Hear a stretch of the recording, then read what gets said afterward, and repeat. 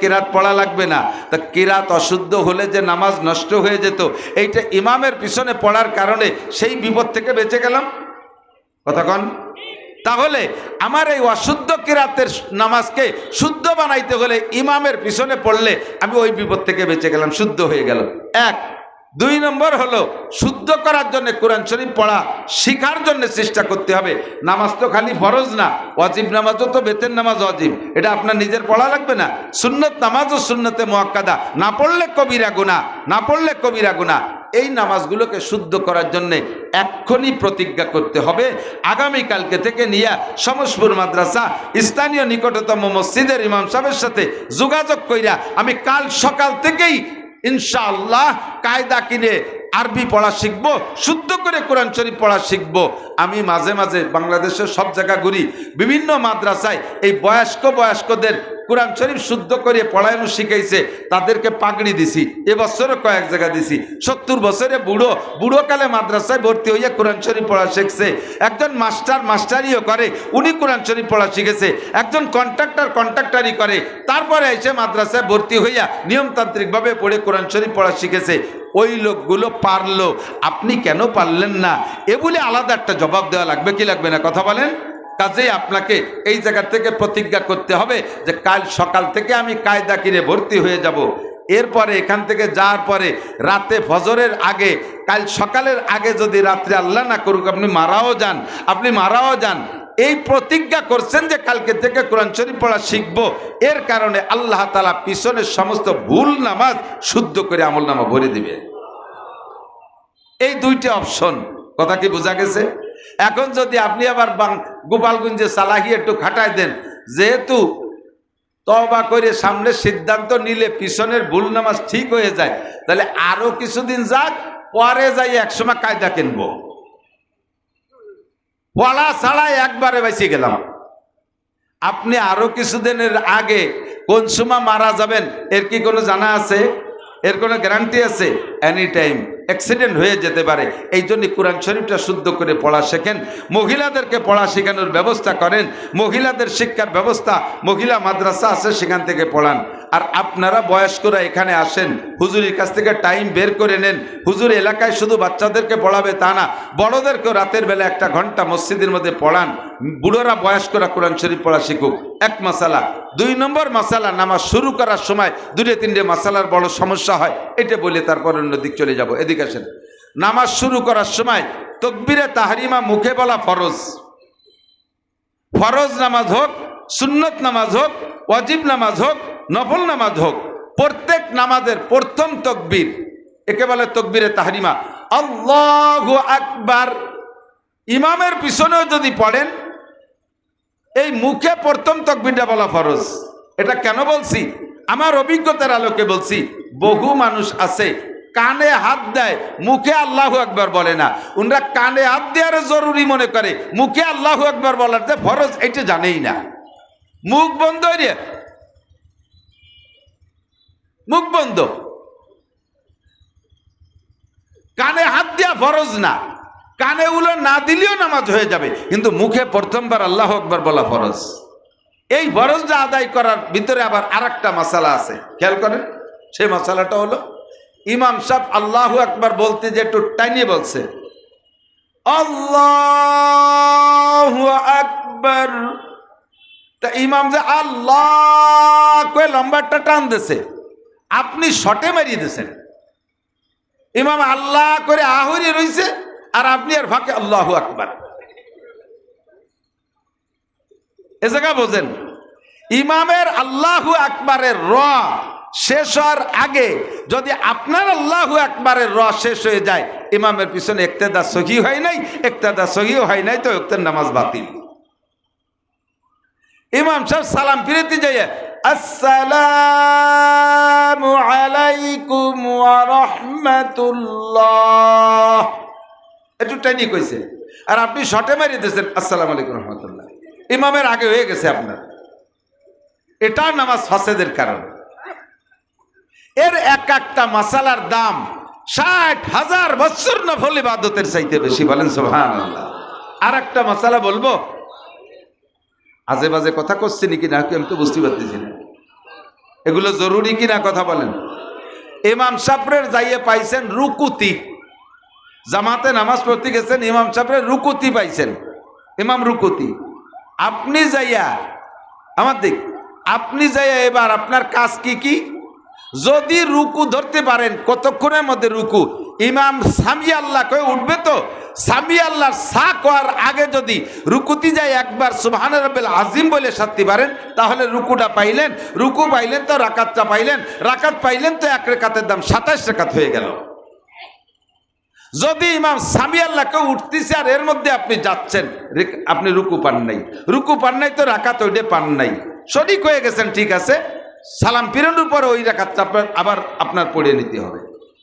এবার ইমামরা রুকুতি যাইয়া দেখলেন আপনি এ জায়গায় আপনার কাজ রয়েছে মেলাটা বাকি। এক নম্বরে দুই নম্বরে আরবিতে নিয়ত করার অভ্যাস, না হয়তো আনুসল্লাহি তাআলা সালাসা রাকাতি খামসাতি সিত্তাতি সাবাতি গুটিখানি কইয়ে ইক্তেদাই তো ভেজাইলে ইমাম আল্লাহু আকবার, এরপরে যে সানা সুবহানাকা, এত তা ভর্তি ভর্তি কি ইমাম সাহেব আপনার জন্য দেরি করবে নাকি? ইমামকে কবে যে আমি আসি, আমি তুমি আস্তে আস্তে আসো। ইমাম তার 3 বার হয়ে গেছে, উঠে চলে গেছে, আপনি ওই রুকুটা মিস করলেন এইগুলো পড়তে যাইয়া। এই রুকুতে যদি ইমামরে পান যাইয়া, তাহলে আপনি এগুলো কিচ্ছু পড়বেন না, ইন্দিয়াজাতও পড়বেন না, সানাও পড়বেন না, নাওয়াইতনও পড়বেন না। নাওয়াইতন মুখে আমি জীবনেও পড়ি না। যে ওক্তের নামাজ পড়তে মসজিদে গেছি, বাড়ির থেকে সেই ওক্তের নিয়তটা হয়ে গেছে। জানাজা সামনে দাঁড় করে কয়, এই যারা আরবিতে পারেন তারা আরবিতে বলেন, যারা আরবিতে না পারেন বাংলায় এই কন, কিচ্ছু কোয়া লাগবে না। নিয়ত মুখে বলার কিছু না, নিয়ত মনের সংকল্প। মাইয়াত সামনে রয়েছে, বেলা 10টার সময় জানাজা পড়বেন, এ সময় কি আপনি জানাজা ভর্তি হয়েছেন না ফজরের নামাজ? কথা কয় না, জানাজা ভর্তি হয়েছেন না, তাই জানাজাই তো ভর্তি হয়েছেন, তা আবার কর দরকার কি? আপনি ভাত খাতি বসে কি ভাত খান নিয়তটা বাংলায় করা লাগে? এখন আমি এই দে ওই দে ওই দে 3-4 তরকারি দিয়ে ভাত খাবো, বিসমিল্লাহ আল্লাহু আকবার, এ না করলে খাওয়া হবে না, এরকম নাকি? খাবেন তো খাবেন, নিয়ত করে বইতেন, পেট ভরে খাওয়া হয়ে গেল। নামাজের জন্য কোনো নিয়ত মুখে বলার কিছু না। সানা ওই টাইমে পড়বেন না, যাইয়ে 2টা তকবির দেবেন, এদিক তাকান। আবার অনেকে যে 1 তকবিরই রুকুতি চলে যায়, 1 তকবিরই গেলে কোনো ইমাম বলে হবে, তবে আমার ওই সন্দেহের মধ্যে দরকার নাই। খুব দ্রুত টাইমে আল্লাহু আকবার, আল্লাহু আকবার, 1 তকবিরে তকবিরে তাহারিমা, 2য় তকবিরে তকবিরে রুকু। এই 2 তকবিরে যে ইমাম সাহেব কোনো মতে রুকুতি ধরতে পারলে, একটা রুকু পাইলেন তো রাকাতটা পাইলেন। এই যেই রাকাতটা ইমামের সাথে পড়বেন, ওই রাকাতটার দাম 27 গুণ বেশি। জোরে কোন সুবহানাল্লাহ। বুঝে গেছে মশালা? আর একটা মশালা না বলে পারতেছি না, বলবো। আত্তাহিয়াতুতে বসলে 3 রাকাত বা 4 রাকাত আলা নামাজে দুনিয়া বৈঠক না, তো প্রথম বৈঠকে অনেক সময় আত্তাহিয়াতু শুরু করে দিয়ে আপনার মন চলে গেছে দোকানপাট, ব্যবসা বাণিজ্য ইত্যাদি, আর আত্তাহিয়াতু এমন মুখস্থ আছে যে অর্ধেকার মাথা দেওয়া লাগে না, মুখে ভর্তি যায়, ঠিক না? তো পড়তে পড়তে অন্য খেয়ালে, রাজনীতি খেয়াল করতে করতে আত্তাহিয়াতু বড়িয়া আব্দুয়া রসুল পড়ার পরেও এরপরে আবার দুরূদ শরীফের খানি পড়িয়ে ফেলছেন, অথবা দোয়া মাসুরা পড়িয়ে ফেলছেন। এর মধ্যে মনে পড়ছে আরে আরো 2-1 রাকাত রয়েছে। এ সময় আপনার কি হয়েছে? আপনি নিজে নিজে ফতোয়া তৈরি করে থাকেন যে কম তো আর ভরি নেই, লস হলে আমার হয়েছে, আল্লাহ তো আর লস হয়নি, বেশি তো পড়ছি, তা অসুবিধা কি? উঠে যায় গতানুগতিক আর 1-2 রাকাত যা আছে পড়ে সালাম ফিরিয়ে দিয়েছেন, আপনার ওয়াজিব তরক হয়েছে, এই নামাজকে আবার পড়তে হবে, এই নামাজ আবার পড়তে হবে। এ জায়গা আপনার এর সমাধান কি? একে বলে ওয়াজিব তরক। এরা কি কয়? ওয়াজিব তরক। এই ওয়াজিব তরক হইলে নামাজের ভিতরে 14টা ওয়াজিব আছে, ওয়াজিব 14টা আপনাকে যাই না।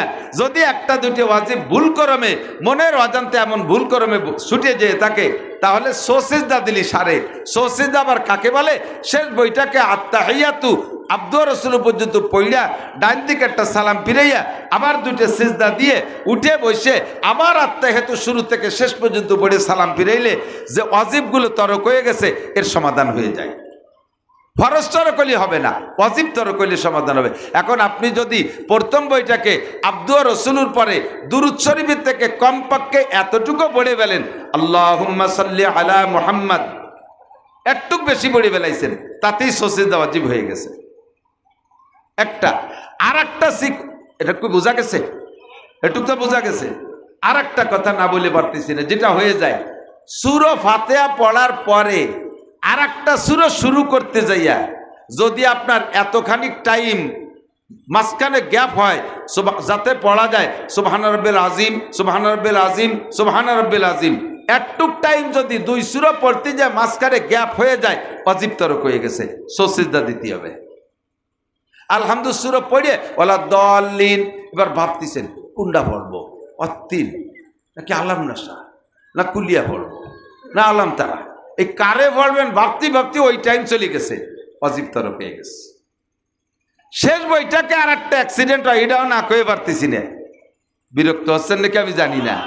শেষ বইটাকে আর একটা অ্যাক্সিডেন্ট হয়, দোয়া কালাম সব পড়া হয়ে গেছে, নিজে নিজে নামাজ পড়তেছেন, অথবা ইমাম সাহেব চিনতে পারছেন যে পড়া তো হয়ে গেছে, একটু পরেই সালাম ফিরেই ইচ্ছাকৃত ভাবে যদি আব্দুয়া রসুল কি বলা হয় ইন্নাকা আনতাল গফুরুর রহিম পড়ার পরে, দোয়া মাসুরা পড়ার পরে ইচ্ছাকৃত চুপ করে যদি বসে থাকেন সালাম না ফিরে সুবহান রাব্বিল আযীম, সুবহান রাব্বিল আযীম, সুবহান রাব্বিল আযীম এই পড়তে যতটুক টাইম লাগে সালাম না ফিরে যদি এতটুক টাইম ইচ্ছাকৃত বসে থাকেন, তাহলে নামাজ বাতিল, সজদা দিলেও সারবে না, আবার পড়া লাগবে।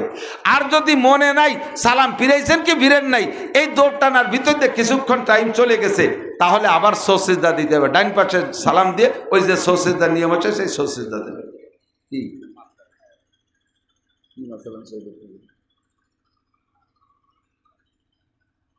আল্লাহ, এই যে এক একটা মশালা বললাম, এই জাতীয় মশালার অ্যাক্সিডেন্ট জিন্দেগিতে 2-1 ঘটে কি ঘটে না? অনেকের ঘটে কি ঘটে না? তাদের জন্য আজকের এই ওয়াজটুক 60 বছর নয় 60 লক্ষ বছর নফল ইবাদতের চাইতে দামি। কথা বুঝে আসছে? আর একটা জিনিসও মনে রাখবেন, আপনারা পাবলিক যারা ভিতরের থেকে শুনতে অনেক সময় ইমামের কাছ থেকে শুনতে অনেক জায়গাতে আয়াত মুখস্থ হয়ে যায়, ওই মাঝখানে বড় বড় জায়গাতে খুচরো আয়াত আপনি পড়তে যাইয়েন না। আপনি নামাজে কিরাত পড়বেন, এক পাশে যে ছোট সূরাগুলো জানেন ওই ছোট সূরার ভিতরে আগের রেখাতে যে সূরাটা পড়ছেন পরের রেখাতে তার চেয়ে একটা ছোট সূরা, পাশাপাশি সূরাটা পড়লেই সবচেয়ে সুন্দর হয়। আলাম তারা পরে লিলাফি, আড়াইতাল্লাজার পরে ইন্না তাইনা, কুলিয়ার পরে ইজাজা, তাব্বাতেদার পরে কুলহু, ফালাকের পরে নাস, এইভাবে আপনি পড়েন তাহলে ভালো হবে। আর উলামায়ে কিরাম যারা জানে তারা তরজমার দিক মিল করে অনেক সময় এখান থেকে ওখান থেকে পড়ে, তাদের জন্য নির্দেশ এক রুকুর থেকে এ জায়গার থেকে 5 আয়াত, ফিরে আবার কদ্দুর যে আর এক রুকুর থেকে 5 আয়াত, এর ভিতরে তরজমার ভিতরে কাটাকাটি ভাঙটাচুরা হয়ে যায়, তাতে যারা তরজমা বোঝে এদের মনের মধ্যে খুব খারাপ লাগে। আর একটা আয়াত পড়লে একটা বিষয়ের আলোচনা শেষ হয়ে যাইতো, ইমাম সাহেব তা ওই আয়াতটারে বাধ্যতে রুকুতে চলে যায়। আমরা যারা তরজমা বুঝে আমাদের মনের মধ্যে খুব খসখস করে কামড়াতি থাকে, আহারে আর একটা আয়াত পড়লে বিষয়টা কত সুন্দর হয়ে যেত, কথাটা সম্পূর্ণ হতো, উনি এটা বাধ্য দিয়ে চলে যায়। জেনারেটর বন্ধ করেন, কারেন্ট এসে আজকের আমার ওয়াজটাই শেষ হয়ে গেছে এর শব্দের জ্বালায়। আমি একটু তৃপ্তি পাইনি, কি যে কইছে নিজেই টের পাইনি এতক্ষণ, তাড়াতাড়ি বন্ধ করেন নাকি আবার চলে গেছে কারেন্ট। আমি যত ভালো ওয়াজ করি উনরা খুশি না, ওনাকে ইট কালেকশনের দিলি খুশি। আমি অপারিও না, একখানি ইটও আমি কালেকশন করতে পারবো না। আজ 12 বছর মাদ্রাসার এই হালাত দেখে যাচ্ছি, স্থানীয় মানুষরা কি করেন, একটু রাগারাগি করবো আপনাদের সাথে। 12 বছর আগের থেকে এই জায়গা মাহফিলে আসি আমি, এই গ্রামে কত দালান, কত কোঠা, কত পয়সাওয়ালা, আল্লাহর গড্ডা এরকম পরিত্যক্ত থাকবে, আপনারা আরামে নিজেদের ঘরে ঘুমোতে পারবেন না, খালি পোস্টিং হবেন। প্রথম পোস্টিং জেলখানায়, তারপরে পোস্টিং হাসপাতালে, সেই জায়গাতে পোস্টিং কবরস্থানে, পোস্টিং হতে থাকবেন, আরামে ঘুমোতে দেবে না। আল্লাহর কুরআনের পাখিগুলো কেন ভাঙ্গা টিনির ঘরে থাকবে? মানুষ যতদিন চাকরি করে অতদিন পর্যন্ত চাকরির একটা বেতন পায়, বেতন দিয়ে চলে, 30,000 টাকা বেতন পাইছে, মোটামুটি তাই দিয়ে চলতে আছে। 30 বছর 35 বছর চাকরির পরে সরকারও জানে লোকটার মেধা মগজ যা ছিল আমি খেয়ে ফেলাইছি, বুড়োকালে তারা রিটায়ার্ড করে বাড়ি দিলাম, খালি এতে যদি বাড়ি পাঠাই দিয়ে করিয়ে খাবে কি, এই জন্য সরকার 1,50,000 টাকা দিয়ে দেয় এককালীন। সচেতন জ্ঞানী যারা তারা এই টাকা দিয়ে একরকম করে, অচেতন বুকা যারা তারা ওই টাকার সাথে আলাদা আচরণ করে। আর সেই 50 লাখ টাকা একবারে এতদিন তো দেখে নেই, 30 হাজার টাকা পাইছে, 50 লাখ টাকা দিয়ে মনে করতেছে এক কোনোদিন শেষ হবে না, ওরে আল্লাহ এতটাই দিয়ে কি এরবো। আর সেই দমাদম একটা কিছু করে ফেলাই দেয়, যাতে আড্ডায় তাতে মাইর খায়, যাতে আড্ডায় তাতে মাইর খায়। এতদিন টিনির ঘরে ছিল, আই সেই 30 লাখ টাকা দিয়ে বিল্ডিংয়েরটা দিয়ে লাখ 20 টাকা আসলে দুইয়ের মাহিন্দ্র কিনে দিচ্ছে, 2 জায়গায় অ্যাক্সিডেন্ট করে পড়িয়ে রয়েছে, তারপরে খালি আর এলো অচেতন পার্টি। আর সচেতন পার্টিরা কি করে, 50 লাখ টাকা পাইছে, 25 লাখ টাকা দিয়ে কাশিয়ানি শহরতলি, শহরের মধ্যে তার 25 লাখ টাকা ভালো জায়গা হবে না, আশপাশে মোটামুটি 3 শতাংশ জমি, 3 শতাংশ জমি কিনে আর 25 লাখ টাকা দিয়ে বিল্ডিং হবে না, ওয়াল করে টিন শেড সুন্দর করে 3 ইউনিট 3টে ফ্যামিলির ভাড়া দেওয়া যায় এমন একটা ঘর করে। এই জায়গা খুঁজে খাইজে মোটামুটি একটু ভালো পরিবেশ করে 3টে ফ্যামিলির ভাড়া দেয়, 3 ফ্যামিলির থেকে 3×10 = 30,000 টাকা 3 ইউনিট থেকে ভাড়া পায়। বুড়োকালে ছেলে মেয়েরা খাবার না দিলেও বুড়ো বুড়ির এই 30,000 টাকা আল্লাহর রহমতে মরণকাল পর্যন্ত চলে যেতে পারে। এই লোকটা সচেতন জ্ঞানী মানুষ। কতক্ষণ সেম কোয়ালিটি নবী পাক বলেন, ইজা মাতাল ইনসান, মানুষ যখন মারা যায়, যতদিন বেঁচে থাকে ততদিন পর্যন্ত প্রত্যেকটা ইবাদত, বিশেষ করে এটা মুসলমানদের কথা, অমুসলমানরা আম্মাবাদ, ওরা হিসেবের বাইরে। মুসলমান যতদিন বেঁচে থাকে ততদিন সে খায় কি জানেন, তার কর্মের ফল খায়। 5 ওয়াক্ত নামাজ পড়লে 5টা পুরস্কার, একটা হলো রুজি। তাহলে নামাজের কারণে এতদিন বেঁচে রয়েছেন, নামাজ পড়ছেন, তার একটা পুরস্কার রুজি, এটা খাইছেন।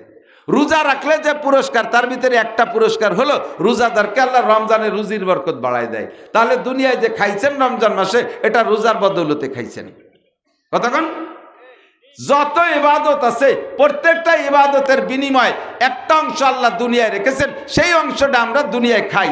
যখন আমি মারা যাব, কবরে চলে যাব, তখন আমার ইবাদত বন্দেগী সব বন্ধ। এখন আখেরাতের খানা খাইতে হবে, এর জন্য দুনিয়ায় যা কামাই করে নিয়ে গেছি সেটা দিয়ে তো শুরু করলাম, কিন্তু কামাই করছি কট্টুক, আখেরাত তো 1-2 দিন না, অনাদি অনন্তকাল। এই অনাদি অনন্তকালে চলার পথে যে টাকাগুলো লাগবে, এই টাকা আমি পাবো কোন জায়গায়? নবী পাক বলেন, তুমি মরার আগে 3 ইউনিটের একটা বিল্ডিং খুলে রেখে আসতে পারো, ওই জায়গা থেকে 3×10 = 30,000 টাকা তোমার অ্যাকাউন্টে ঢুকবে, কবরে বসে কিয়ামত পর্যন্ত খাতি থাকবা। 3 ইউনিটের একটা বিল্ডিং, 3 ইউনিট, 1 নম্বর সদকায় জারিয়া, 2 নম্বরে ইলমিন ইউনতাফাউ বিহি, 3 নম্বরে ওয়ালাদিন সালিহিন ইয়াদউ লাহু। নবী পাক বলেন 3 ইউনিটের বিল্ডিংটা হলো 1 নম্বরে সদকায় জারিয়া। ও বাপ, এখানে কত মানুষ আছেন, জিন্দেগিতে কত টাকা কামাই করছেন, কত টাকা কামাই করছেন,